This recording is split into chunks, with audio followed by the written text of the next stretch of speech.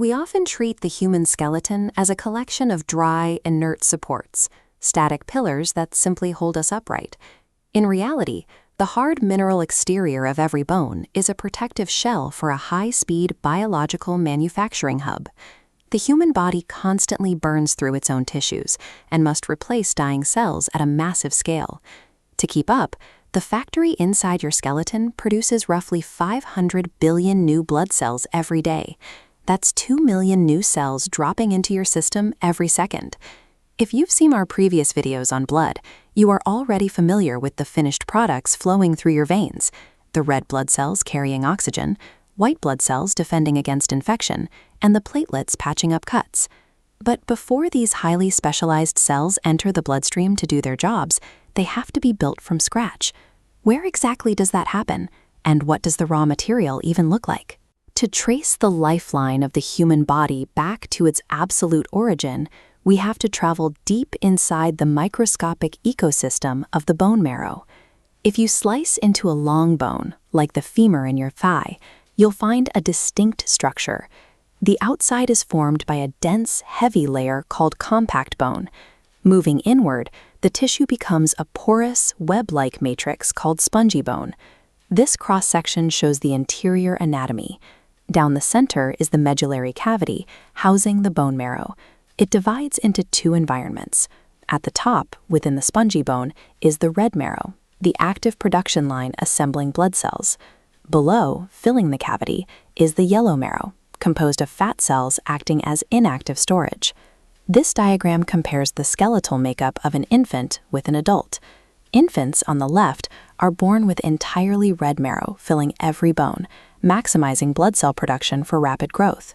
In the adult skeleton on the right, red marrow recedes to central bones like the ribs and hips. In the arms and legs, it is replaced almost entirely by fatty yellow marrow. That stored fat acts as a biological failsafe. If the body experiences extreme stress, like severe blood loss or chronic low oxygen, the yellow marrow can actually revert back into red marrow to rapidly boost blood cell production. The interior of our skeleton constantly adapts, balancing the long-term need to store energy with the immediate pressing demand for new blood cells. Let's zoom into the microscopic environment of that red marrow to see how the active assembly line operates. Everything starts with the ultimate raw material, the hematopoietic stem cell. This single cell type is multipotent, holding the unique genetic potential to develop into any of the diverse cells found in the human bloodstream. This diagram maps the stem cell's paths. Triggered by chemical signals called cytokines, it commits to a branch. On one path, a developing red blood cell ejects its nucleus, maximizing space to carry oxygen. On another, it differentiates into white blood cells, immune defenders designed to hunt pathogens. On the final branch, a massive megakaryocyte physically splinters apart, creating tiny cell fragments called platelets that allow our blood to clot. This illustration shows how these mature cells finally leave the factory.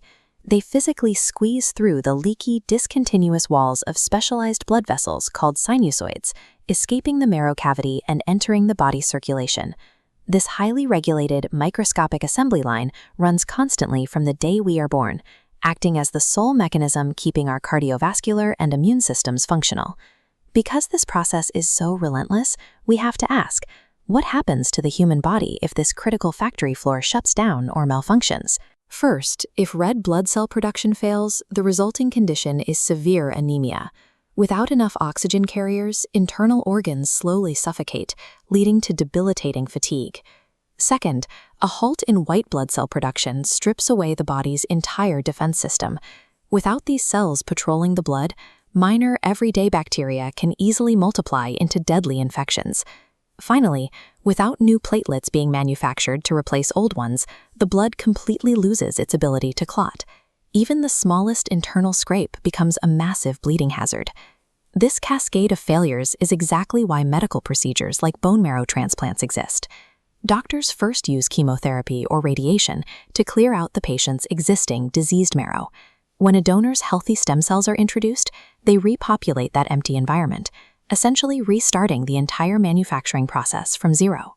Every breath you take, every pathogen you fight off, And every wound you heal relies on a steady supply of fresh cells, originating from these hidden, living factories locked away inside your skeleton.